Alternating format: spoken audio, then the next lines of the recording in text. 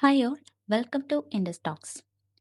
ഇന്നത്തെ വീഡിയോയിൽ നമ്മൾ ഡിസ്കസ് ചെയ്യാൻ പോകുന്നത് ICDയിലെ ആർകോഡ് എന്ന് പറയുന്ന അഥവാ സയൻസ് ആൻഡ് സിംറ്റംസ് എന്ന് പറയുന്ന ചാപ്റ്ററിൽ നമ്മൾ എപ്പോഴും പ്രോബ്ലംസ് ഒക്കെ ചെയ്യുമ്പോൾ ഡൗട്ട് വരുന്നൊരു കാര്യമാണ് ഏതൊക്കെ സയൻസ് ആൻഡ് സിംറ്റംസിനാണ് കോഡ് കൊടുക്കേണ്ടി വരുന്നത്, ഏതൊക്കെ സാഹചര്യത്തിലാണ് കോഡ് കൊടുക്കേണ്ടാത്തത് എന്നുള്ളത്. ചെറിയ ചെറിയ ക്വസ്റ്റ്യൻസ് ആകുമ്പോൾ നമുക്ക് ഈസിയാണ് കണ്ടുപിടിക്കാനായിട്ട്. ഇച്ചിരി വലിയ ക്വസ്റ്റ്യൻസ് ഒക്കെ വരുമ്പോൾ അത് എപ്പോഴും സ്റ്റുഡൻസിന് ഒരു കൺഫ്യൂഷൻ വരാറുണ്ട്. സോ നമുക്കിനി ഈസി ആയിട്ട് അതെങ്ങനെയാണ് ക്വസ്റ്റ്യൻ എന്ന് വായിച്ച് മനസ്സിലാക്കിയിട്ട് നമ്മൾ കോഡ് ചെയ്യുന്നതെന്നുള്ളത് ഒന്ന് നോക്കാം.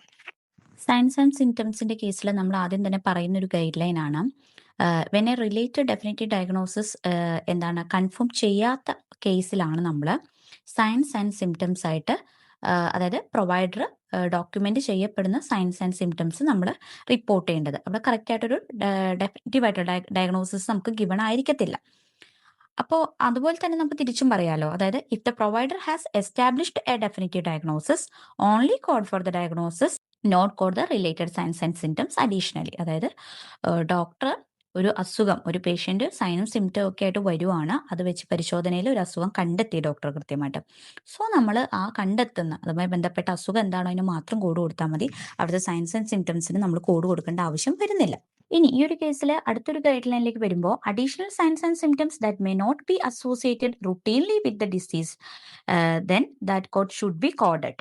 ഓക്കെ, അതായത് നമ്മളിപ്പോ എന്താണ് പേഷ്യന്റ് സയൻസ് സിംറ്റംസ് ആയിട്ടൊക്കെ വരുമ്പോൾ ഒരു അസുഖം അതിൽ നിന്ന് കണ്ടെത്തി, ബട്ട് അതുമായിട്ട് ബന്ധമില്ലാത്ത, കണ്ടെത്തിയ അസുഖമായി ബന്ധമില്ലാത്ത ഒരു സയൻസ് സിംറ്റവും അവിടെ നിലനിൽക്കുന്നുണ്ട്, അതിന് പ്രത്യേക പരിചരണം കൊടുക്കേണ്ടിയും വരുന്നുണ്ട്. അങ്ങനത്തെ കേസാണ്. അതായത് എപ്പോഴും വരുന്ന എല്ലാ സിംറ്റംസും കണ്ടെത്തുന്ന അസുഖവുമായി ബന്ധപ്പെട്ട് തന്നെ ആയിരിക്കണം എന്നില്ല. ഓഡ് വണ്ണായിട്ട് ഒരെണ്ണൊക്കെ ഉണ്ടായേക്കാം അല്ലെ, ആ അസുഖവുമായി ബന്ധമില്ലാത്തത്. സോ അതിന് നമുക്ക് അഡീഷണൽ ആയിട്ട് കോഡ് കൊടുക്കേണ്ടതായിട്ടും. സോ നമുക്കിതൊന്ന് ഒന്ന് രണ്ട് എക്സാമ്പിൾസ് വെച്ച് അപ്ലൈ ചെയ്ത് നോക്കാം. അപ്പോൾ ഫസ്റ്റ് ക്വസ്റ്റ്യനിൽ മിസ്സസ് മൗഫി 83-year-old woman being admitted for dehydration and anorexia. അതിന്റെ പ്രോബബിൾ കോസ് ആണ് ഡെമൻഷ്യ. അങ്ങനെ ആളുടെ മകൻ ആളെ ഒരു ഹോസ്പിറ്റലിലേക്ക് എത്തിക്കുകയാണ്. അവിടുത്തെ ജെറോണ്ടോളജിസ്റ്റ് അഥവാ വാർദ്ധക്യ സഹജമായ അസുഖങ്ങൾ പരിശോധിക്കുന്ന ഡോക്ടർ ആളുടെ മെന്റൽ കണ്ടീഷൻ എന്താണ് സ്റ്റെബിലൈസ് ആയതിനു ശേഷം എന്താണ് ഇവാലുവേറ്റ് ചെയ്യും. ഓക്കെ, അവരൊന്ന് സ്റ്റെബിലൈസ് ആയതിനു ശേഷം മെന്റൽ കണ്ടീഷൻസ് അങ്ങനെയുള്ളതെല്ലാം പരിശോധിക്കും. സോ ഇതിലിപ്പോ ഈ മിസ്സസ് മൗഫി വന്നിരിക്കുന്ന കണ്ടീഷൻസ് എന്ന് പറഞ്ഞാൽ, അഡ്മിറ്റ് ചെയ്യുന്ന കേസ് എന്ന് പറഞ്ഞാൽ ഡീഹൈഡ്രേഷനും അനോറക്സിയാണ്. അതിന്റെ പ്രോബബിൾ ആയിട്ടുള്ള ദർസ് എ ചാൻസ് മാത്രമാണ് ഡെമൻഷ്യ. ഡെമൻഷ്യ മീൻസ് നമുക്കറിയാലോ, മറവി രോഗം പോലെയുള്ളത് അല്ലെ. സോ അത് ഉണ്ടെന്ന് ഉറപ്പിക്കലല്ല, അതൊക്കെ പരിശോധിക്കാനായിട്ട് ആള് ഒന്ന് സ്റ്റെബിലൈസ് ആയതിനു ശേഷമാണ് ഡോക്ടർ അത് ഉണ്ടെന്ന് പരിശോധിക്കുള്ളൂ. അപ്പൊ അതിനുള്ളൊരു ചാൻസ് മാത്രമാണ് അവിടെ പറയുന്നത്. സോ ഇവിടെ വന്നിരിക്കുന്ന സിംറ്റംസ് വെച്ച് മാത്രമേ നമുക്കിപ്പോൾ കോഡ് കൊടുക്കാൻ പറ്റുള്ളൂ, that is dehydration and anorexia. അപ്പൊ അതിനുള്ള കോഡ് മാത്രം നമുക്കിവിടെ കൊടുക്കാം.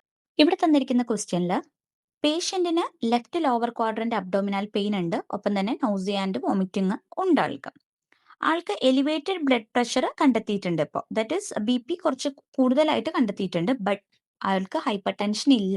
സോ ഇവിടെ ഇപ്പൊ നമുക്ക് തരുന്ന എന്താണ് ഇൻഫോർമേഷൻസ് അനുസരിച്ചിട്ട് അവർക്ക് ഹൈപ്പർ ടെൻഷൻ ഇല്ല എന്ന് എടുത്ത് പറയുന്നുണ്ട്. സോ ഹൈപ്പർ ടെൻഷന്റെ കോഡ് കൊടുക്കാൻ പറ്റില്ല.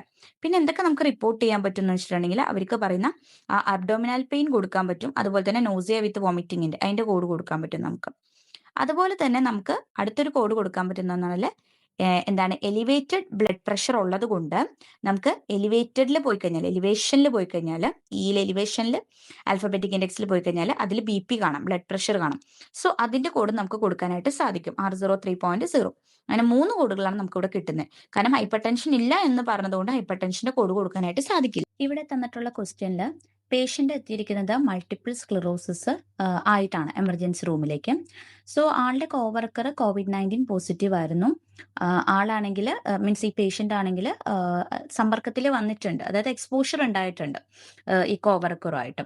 ആൾക്ക് ഈ പേഷ്യന്റിനാണെങ്കിൽ runny nose with chest congestion കൂടി ഉണ്ട്. അപ്പോൾ എന്താണ് സ്ക്ലിറോസിസ് ഈ COVID-19 ഉള്ളത് കൊണ്ടാണ് വേഴ്സൺ ആയതെന്നുള്ളൊരു സംശയമുണ്ട്. ബട്ട് ലൈക്ലി ഹാസ് COVID-19 എന്നേ പറഞ്ഞിട്ടുള്ളൂ, അല്ലാതെ COVID-19 ഉണ്ടെന്ന് കൺഫേം ചെയ്തതായിട്ട് പറഞ്ഞിട്ടില്ല. അപ്പൊ ഈ കേസിലും ഇവിടെ വെറും സംശയം മാത്രമാണ് പറയുന്നത് അല്ലെ, COVID-19 ഉണ്ടോ എന്നുള്ള, ഉണ്ടാകുമോ, അവിടെ ഒരു സമ്പർക്കം വന്നിട്ടുണ്ട്, അതുകൊണ്ട് ഉണ്ടാകുമോ എന്ന് മാത്രമേ പറഞ്ഞിട്ടുള്ളൂ. അത് ഉണ്ട് എന്നുള്ള രീതിയിൽ പറയാത്തതുകൊണ്ട് നമുക്ക് ഒരിക്കലും കോവിഡ്-19ന്റെ കോഡ് ഇവിടെ റിപ്പോർട്ട് ചെയ്യാനായിട്ട് സാധിക്കില്ല. ഇവിടെ നമുക്കപ്പോൾ എന്തൊക്കെ കോഡ് കൊടുക്കാൻ പറ്റും? ആള് വന്നിട്ടുള്ള മൾട്ടിപ്പിൾ സ്ക്ലെറോസിസിന്റെ കോഡ് കൊടുക്കാൻ സാധിക്കും. പിന്നെ ആൾക്ക് പറയുന്ന റണ്ണി നോസ് വിത്ത് ചെസ്റ്റ് കൺജഷന്റെ കോഡ് കൊടുക്കാൻ പറ്റും. പിന്നെ അതുപോലെ തന്നെ ആളെ എക്സ്പോഷറിലുണ്ടല്ലോ, സമ്പർക്ക പട്ടികയിൽ വന്നിട്ടുണ്ടല്ലോ, അപ്പൊ അതിന്റെ കോഡും കൊടുക്കാൻ സാധിക്കില്ല. അത് കോവിഡ്-19 ഉണ്ടെന്ന് സ്ഥിരീകരിച്ചിട്ടില്ല. കൺഫേംഡ് കേസസിൽ മാത്രമേ നമ്മൾ കോവിഡ്-19 കൊടുക്കാനായിട്ട് പാടുള്ളൂ. ഇത് ജസ്റ്റ് ഒരു ഡൗട്ട് മാത്രമാണ് ഉണ്ടോ എന്നുള്ളത്. സോ ഇവിടെ അതുകൊണ്ട് നമുക്ക് കോവിഡിന്റെ കോഡ് കൊടുക്കേണ്ട ആവശ്യം വരുന്നില്ല. സോ ഇവിടെ നമ്മൾ ഡിസ്കസ് ചെയ്തത് നമ്മുടെ one of the easy chapter ആണ് കോഡ്സ് എന്ന് പറയുന്നത്, അല്ലേ? അതായത് കമ്പാരിറ്റീവ്ലി നമുക്ക് ചെയ്യാനായിട്ട് കുറച്ച് എളുപ്പമുള്ള ചാപ്റ്റർ ആണ്. ബട്ട് എപ്പോഴും അതിന്റെ ക്വസ്റ്റ്യൻസ് കുറച്ച് ലെങ്തി ആയിട്ട് അല്ലെങ്കിൽ കുറച്ച് കൺഫ്യൂസിംഗ് ആയിട്ട് വരാറുണ്ട്. അപ്പൊ നമ്മൾ അതിൽ ആദ്യം തന്നെ വായിച്ച് മനസ്സിലാക്കേണ്ടതെന്ന് പറഞ്ഞാൽ എന്തൊക്കെ കേസുകൾ കൺഫേം ചെയ്തു എന്നുള്ളത് മാത്രമാണ്. ആ കൺഫേം ചെയ്തതിനെ മാത്രമേ പക്ക ഡയഗ്നോസിസ് ആയിട്ട് കൊടുക്കാൻ പറ്റുള്ളൂ. അതായത് അതുമായി ബന്ധപ്പെട്ടിട്ട് ഇന്ന അസുഖമുണ്ട്, അല്ലാതെ സംശയങ്ങളാണ്, പ്രോബബിലിറ്റി, പോസിബിലിറ്റി എന്നൊക്കെ പറയുന്ന കേസുകൾ, അല്ലെങ്കിൽ കൺഫേം ചെയ്തിട്ടില്ല എന്ന് പറയുന്നതൊന്നും നമുക്ക് അസുഖമായിട്ട് റിപ്പോർട്ട് ചെയ്യാൻ പറ്റില്ല. അപ്പൊ അങ്ങനെയുള്ള കേസസിലാണ് നമ്മൾ സൈൻസ് ആൻഡ് സിംറ്റംസിലേക്ക് മൂവ് ചെയ്യുന്നത്, അതിനെ കോഡ് ചെയ്യാനായിട്ട് മൂവ് ചെയ്യുന്നത്. ഓക്കെ, അപ്പോൾ എന്താണ് ഇനി എക്സാമിന് പ്രിപ്പയർ ചെയ്യുന്ന കുട്ടികൾക്കൊക്കെ ഈ ഒരു ഭാഗം യൂസ്ഫുൾ ആയിരിക്കും എന്ന് വിചാരിക്കുന്നു. സോ ഈ വീഡിയോ നിങ്ങൾക്ക് മനസ്സിലായി എന്ന് വിചാരിക്കുന്നു, ഇഷ്ടപ്പെട്ടു എന്ന് വിചാരിക്കുന്നു.